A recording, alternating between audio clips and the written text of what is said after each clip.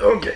Alright, let's get down to business. 5 things that you should always have with you on your kayak every single time that you go out on the water. There is absolutely no reason you should ever not have all 5 of these things with you when you go out on the water on your kayak, because every one of these things on this list is dirt cheap, and I personally use every one of these things every single time that I go out. And I have a little list before I go out, and if one of these things is missing, I do not go out on the water. Goodbye water, goodbye fish, see you next time, hopefully. But what makes it super easy is that 4 out of 5 of these things are very, very small, very compact, so there's really no excuse. You should just bring these things with you on the kayak every time. So the first thing on the list, as you probably guessed from the thumbnail of the video, is indeed a dry bag, specifically a small one. So I really like these 2-liter ones. This is one by Friendly Swede. I don't know if they still make these, but I just got it off of Amazon. But these are awesome. I love these because I put, you know, stuff like phone, keys, wallet in these. And I'll put 3 of the other things on this list in these dry bags as well. And you can see how small they are. You can just pretty much put them in, you know, one of your little hatches, or you can clip it onto something. It's really, really simple. And they're very compact. I like the dry bags over the dry boxes, mostly because you can save more space, and because I've actually had bad luck with dry boxes. You know, I've tried different ones and they're not completely sealed all the way, so you know, if it gets submerged in the water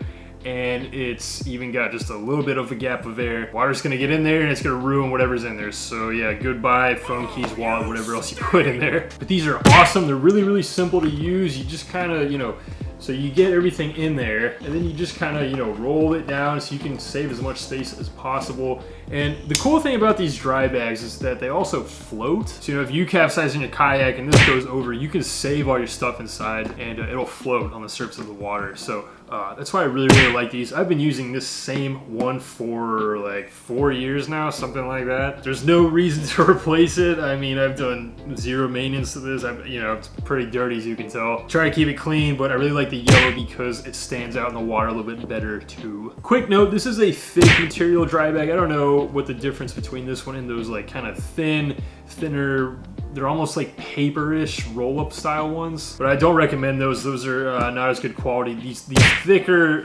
you know, better quality dry bags will get the job done a lot better for, you know, all your expensive little small things that you put in here. Other things I like to put in here, the other things on this list, except for one of the things on this list, and I also put stuff like camera batteries, I'll put SD cards, I'll put, you know, a little rag to dry my hands in here, and just whatever other small goodies that, you know, I want to keep dry. So, first thing on the list, dry bag. The second thing on the list is going to be, and this is very underrated because people often don't have this with them on the water, and I don't understand why, because they're super cheap and they have personally saved me a ton of times, but it is going to be a headlamp.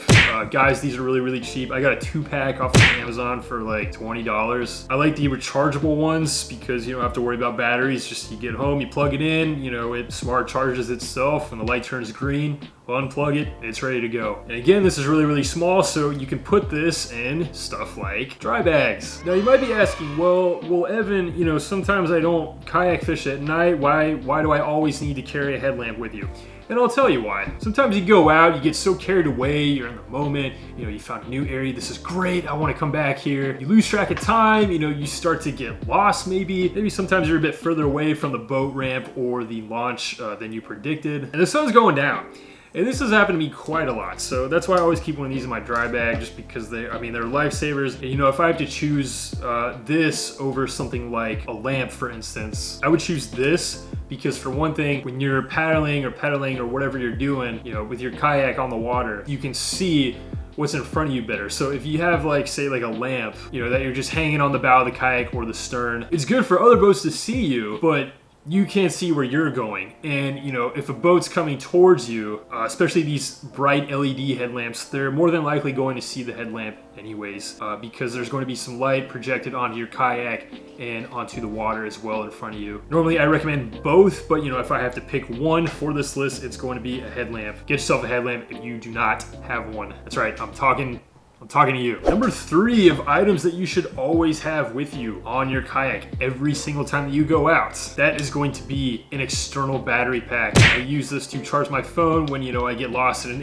area and my phone is dying. You know, if you don't know an area, you need kind of your phone to get out of those marsh mazes sometimes. Guys, these are again really cheap. This is like 20 bucks off of Amazon. I mean, I've used this a handful of times. It has saved me. You know, some guys are like, well, I don't need that. I've got a fish finder, so I can always, you know, find my way back. But guys, what do you do when your fish finder dies? Then you're really screwed. So this is of course a backup option, but really, really good to have. They also stay charged forever. The last time I charged this was like, I don't know, like 4 or 5 months ago. You can see how charged it is to you. You click on these little buttons and you can see the lights on it showing you that it is still fully charged after 4 months. So if you don't have one of these with you on your kayak, you need to get one right now. Number 4 on the list is going to be these guys, these little Carabiners, however you pronounce it. I don't know which one it is. These could be lifesavers. I really like these because, for one thing, most kayaks have bungee straps. Now, if your kayak does not have a bungee strap on it, you need to get rid of that kayak because I don't know why, just why? Why? Get yourself a new kayak with bungee straps.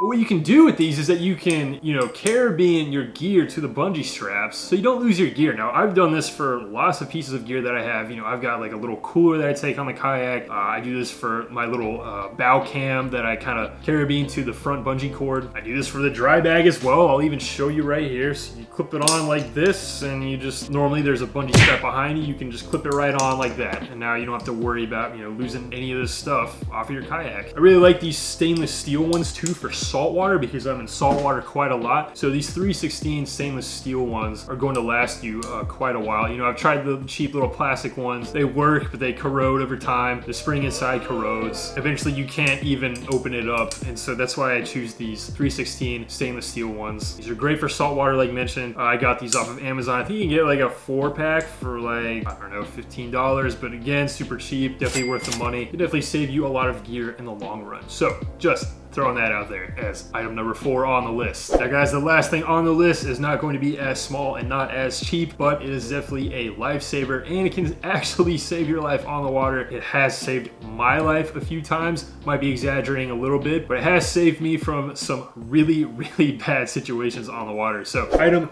number 5 is going to be a bilge pump.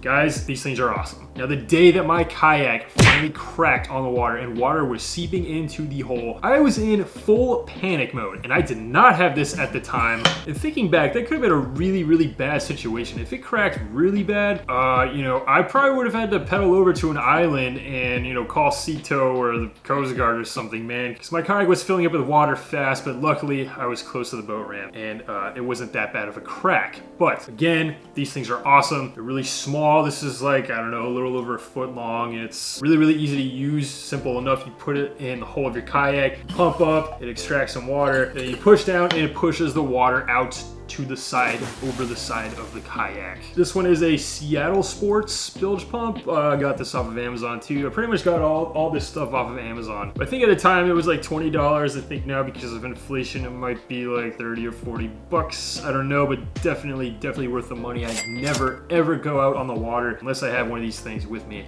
on the yak. Now this personally isn't as compact as the other things mentioned on this list, but I put it in the front hatch of my kayak, just kind of put it off to the side, just to make sure that I always have it with me at least. And that's pretty much gonna do it for this list. If you enjoyed this video, let me know down in the comments. I can do more of this stuff. If you want me to stick to strictly just fishing content, let me know as well. I hope that you choose to subscribe as well, you know, share it, comment, roast for, you know, the new glasses. Do what you gotta do, and I think that's it. If anybody else here has seen Hard to Hurt on YouTube, sorry Icy Mike, but I'm going to steal your outro song.